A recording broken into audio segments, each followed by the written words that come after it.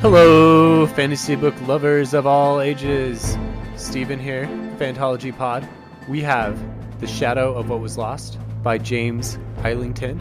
And we have Ben from Sin City on the line with us to break it down. Ben, say hello. Hello. So, The Shadow of What Was Lost, James Islington, the first book in the Licanius Trilogy. James is from Australia. I don't know if I've read a book by an Australian author before. I probably have, but for some reason, Australia is important to us today. Before we get started on our review of the book, a word from our sponsor, as always, Bookshelf. Ben, do you ever have issues waiting for hold times on audiobooks, or just the fact that audiobooks are so expensive? I know you're a big audiobook fan. I do. I especially hate when I don't realize that it's coming up at the end of my loan and I haven't quite finished the book. I'm at like 75% of the way through, and then it gets returned on me and I have to wait like another month to finish it. I'm personally way behind in all of the books that I have checked out on Overdrive. I believe I have 7 or 8 books that are all stacked up, waiting for me to read. And with the holidays, Thanksgiving, I got way behind in my listening. And now I have this anxiety like I need to get through these books and I'm drowning in pages. So Bookshelf solves this problem by giving you access to all of the books that are available in our library. The only catch is you have to listen to ads, but that's really a small price to pay for this awesome service. Ben, what would you think of if this was available to you? I would say sign me up. So watch for Bookshelf coming soon. So let's jump into the content. And before we do, note here that this is a non-spoiler review. So we're not going to touch on any specific plot points. There might be some broad strokes of what the story is going to be. I'm about to read the Goodreads Blurb review, which I think is just fair game. But if you listen to this, you're not going to be spoiling any of the actual plot for yourself. So Goodreads, and probably on the back of the book, has the following summary of the book, and I'm going to go ahead and read it here to get a conversation started. It has been 20 years since the end of the war. The dictatorial augurs, once thought of almost as gods, were overthrown and wiped out during the conflict, their much-feared powers mysteriously failing them. Those who had ruled under them, men and women with a lesser ability known as the Gift, avoided the augur's fate only by submitting themselves to the rebellion's 4 tenets. A representation of these laws is now written into the flesh of any who use the gift, forcing those so marked into absolute obedience. As a student of the gifted, Davian suffers the consequences of a war fought and lost before he was born. Despised by most beyond the school walls, he and those around him are all but prisoners as they attempt to learn control of the gift. Worse, as Davian struggles with his lessons, he knows that there is further to fall if he cannot pass his final test. But when Davian discovers he has the ability to wield the forbidden power of the augurs, he sets into motion a chain of events that will change everything. To the north, an ancient enemy long thought defeated begins to stir, and to the west, a young man whose fate is intertwined with Davian's wakes up in the forest, covered in blood and with no memory of who he is. Okay, that is our summary. And Ben, as you listen to that, what did you think of the summary? Is this true to the book? I think that this blurb does a pretty good job at describing the book. I think that it places a lot of emphasis on being in a school and surrounded by school walls. And although that is how the story starts, it progresses past that very quick. So if you read the blurb and you thought that you might be getting more of like a Harry Potter or perhaps Name of the Wind type book, it's not that premise so much as it's more of like a Lord of the Rings type book where you're going out into the country and journeying to different areas of the world. Yeah, for sure. I agree with that. It's also been compared to Wheel of Time quite a bit. I think one of the blurbs on Goodreads, or maybe even on the book, says like fans of Robert read Shadow of What Was Lost because it's just like time. I agree with that to some extent. The other thing about the blurb is it talks about Davian a lot. Davian is I guess he's our main character, but there are at least 4 or 5 more viewpoint characters in the book. So it kind of follows that classical structure, or maybe not classical, but more modern structure of several different viewpoint characters. It jumps around quite a bit. Sure.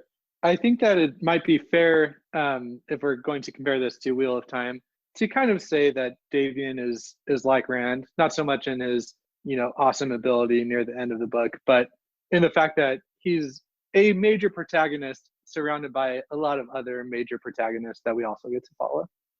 Yeah, I would actually say another character is more like Rand, but that would be a spoiler. So listen to our next episode and we will dive more into that. Before we really get started, I've got a rant against this book. Shadow of What Was Lost takes a lot of the weird fantasy naming conventions to a whole nother level.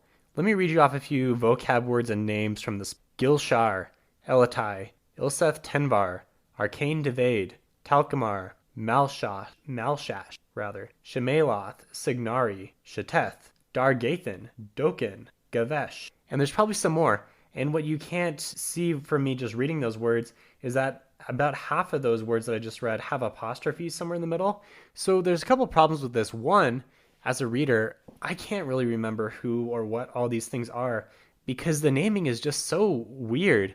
I mean, I know he's Australian, but that's an English language. I don't know why these names have to be so out there. And two, a lot of people listen to audiobooks now. And frankly, as an audiobook listener, I don't know how any author could expect a listener to be able to write these names down or discuss them or remember them. I mean, a lot of these things aren't repeated a whole lot, so you hear some weird word once and it registers in the back of your mind and then you forget and you've got no idea. So that's my rant against this book. Clean it up. I don't know why naming conventions have to be this difficult. I think you can come up with some unique, fun things without having all these apostrophes and weird consonant vowel combinations. I think Sanderson does a really good job of this, and he has some unique naming without making it unpronounceable. What do you think, Ben? No, I completely agree with that. You know, I listened to this first book with my wife on a road trip, and more often than not, we would pause the book and say, "Oh, do you think it's that one guy?" And we couldn't remember his name. We just kind of referred to them by their general characteristics. And so I think that, yeah, I think you're dead on that. I think he does do a good job at keeping the main characters' names pretty straightforward. But even there's a character whose name is Weir, and I heard that all throughout the book. And then when I went to read it, I read the name and I didn't know it was the same character because it's spelled Wirr, I think, in the book. So even the way that it's pronounced in the audiobook versus how it's spelled, sometimes it's not as phonetic as you would think it would be. So I think that you're dead on that rant. And what speed did you listen to the audiobook at? You know, because I was listening to it with somebody else, I was just at 1.5. So Yeah, okay, 1.5 is totally reasonable. Hopefully our listeners are listening at 1.5 because frankly, you just sound cooler at 1.5. 1.0 is way too slow. Absolutely, yeah. So with that said, rant over. Let's actually dive into some of our takes on the book. So we have a few categories of a rating system here. We'll go through these, give kind of out of 10 ratings, and then discuss a few thoughts on what we're actually thinking, justifications. And then if there's any other thoughts, we can get into that and we'll give a final rating.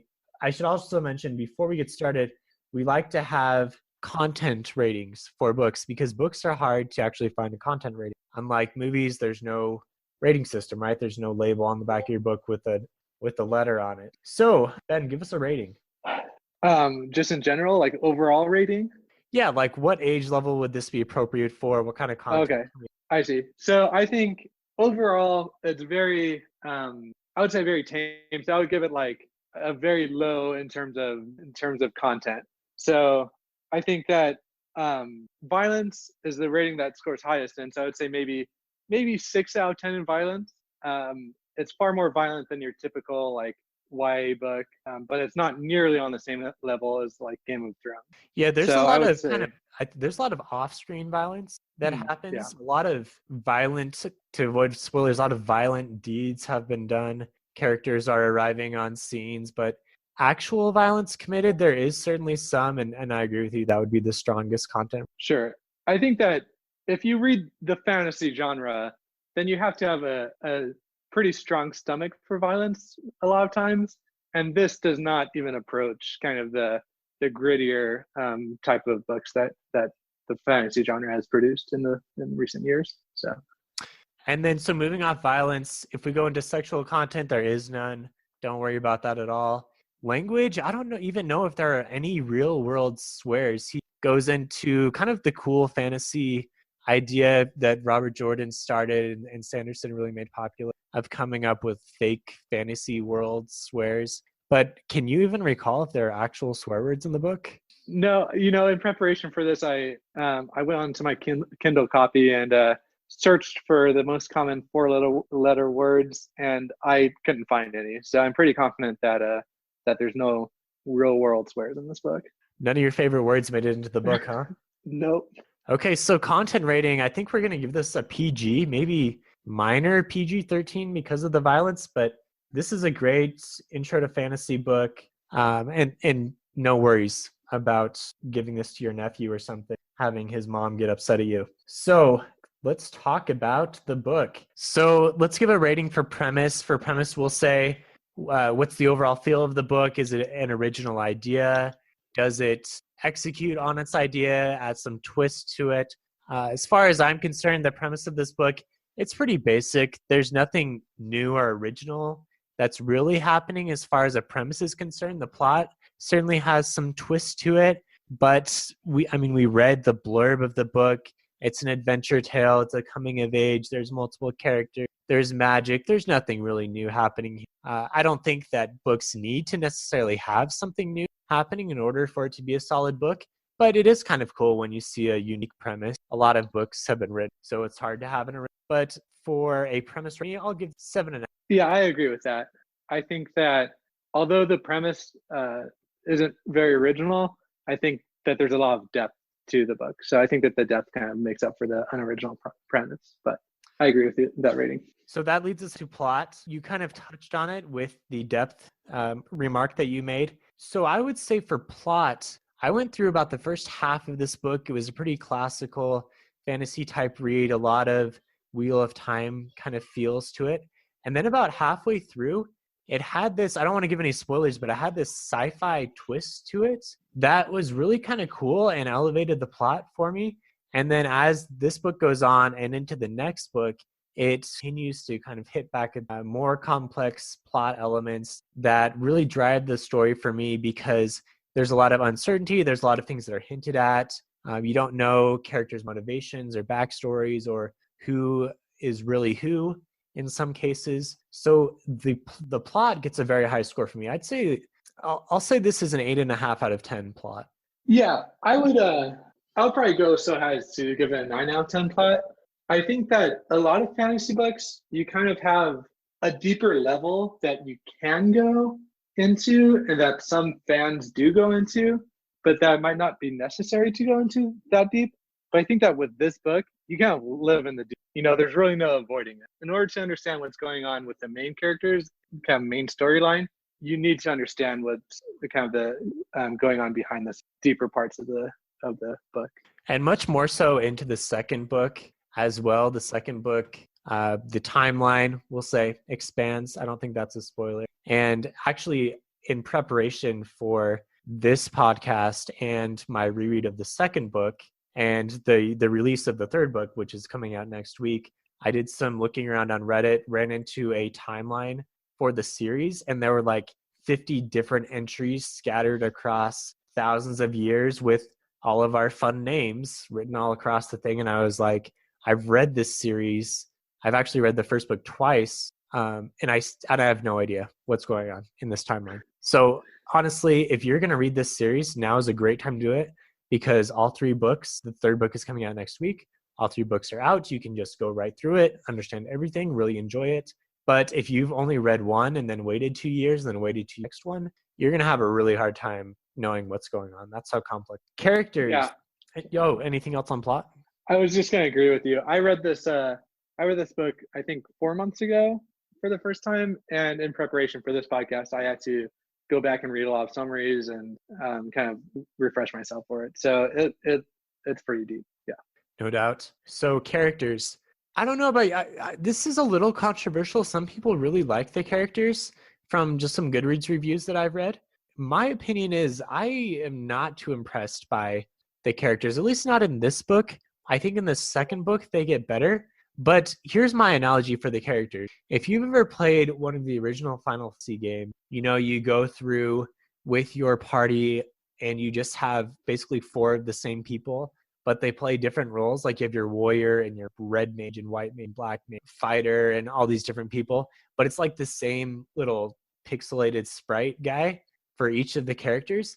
that's kind of how I felt with these characters. We have Davian and Weir and Asha and Caden and Terrace and these people, but they don't really like. They're just kind of these wooden characters that have different roles. Like, oh, you're the royal character, you're the magic character, and they have some personality things to them. But honestly, like if you picked one up and slapped them in another role, they could be the other person just as well. What do you think?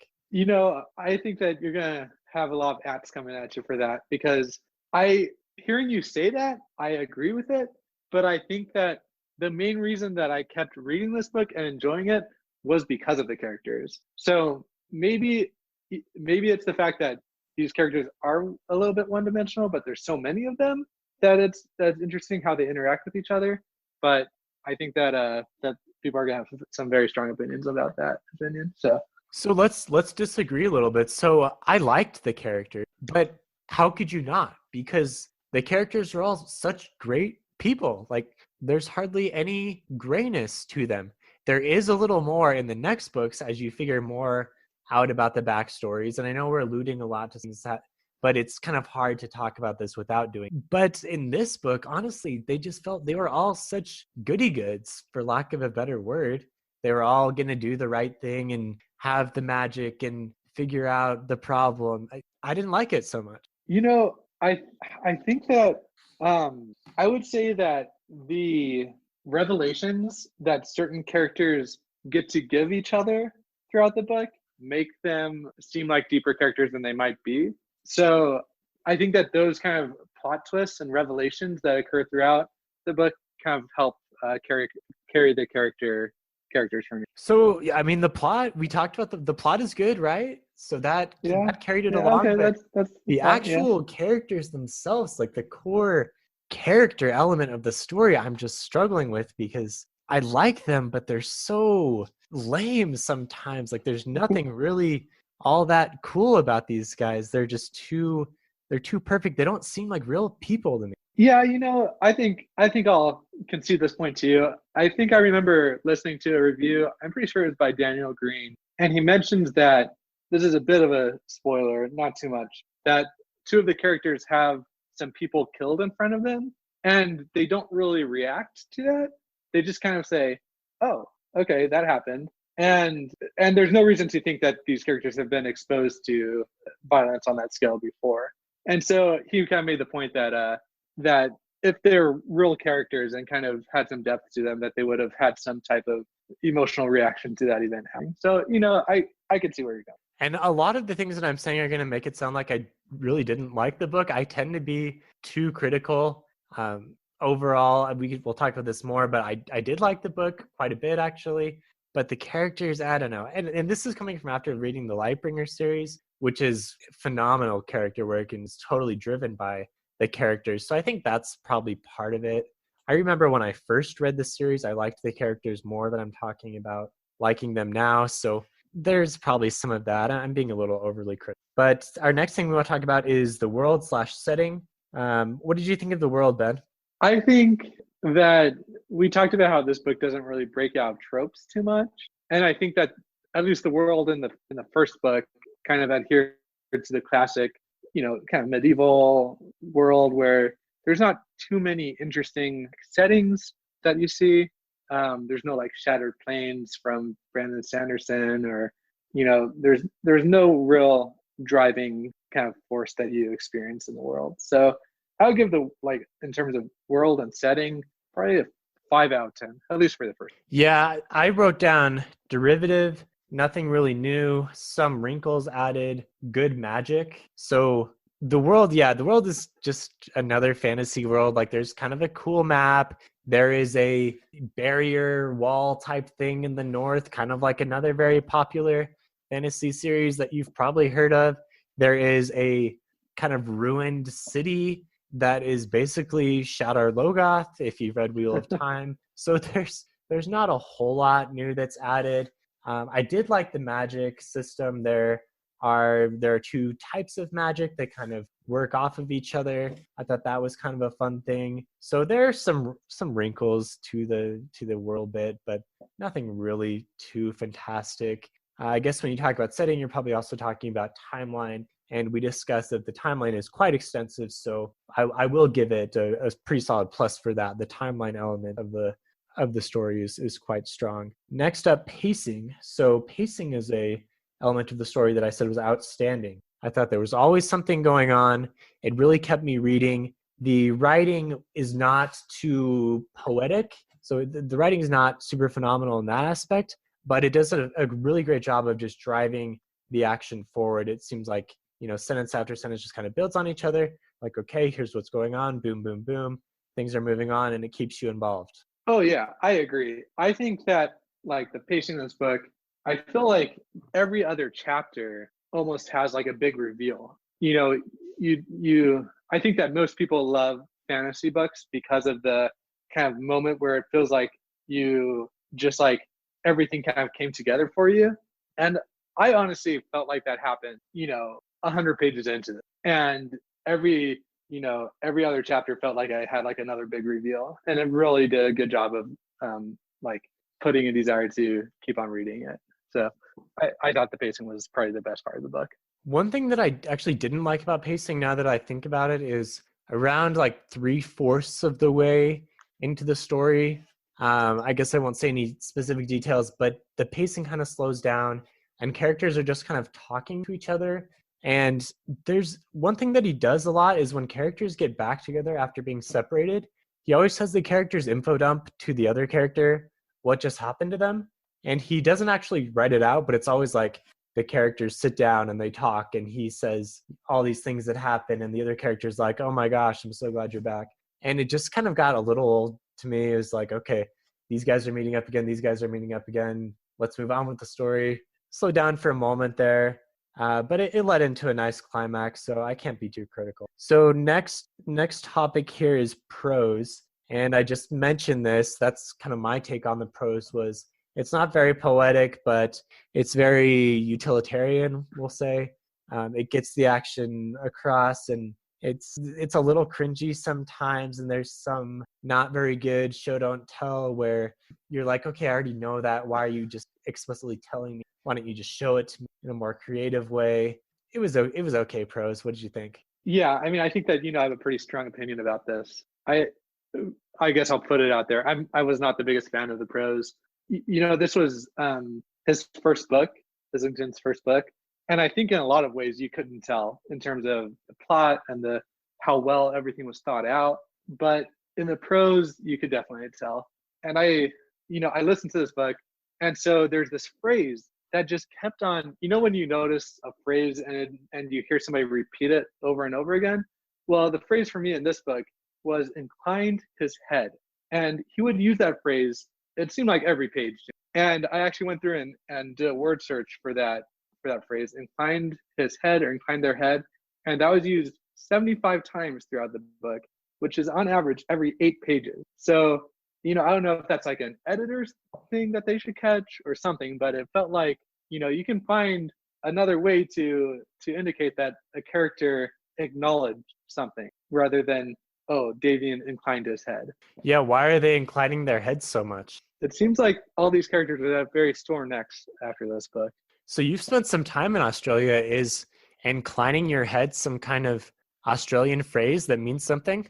If it is, it was some type of Australian secret for me because I never really heard that phrase when I was there.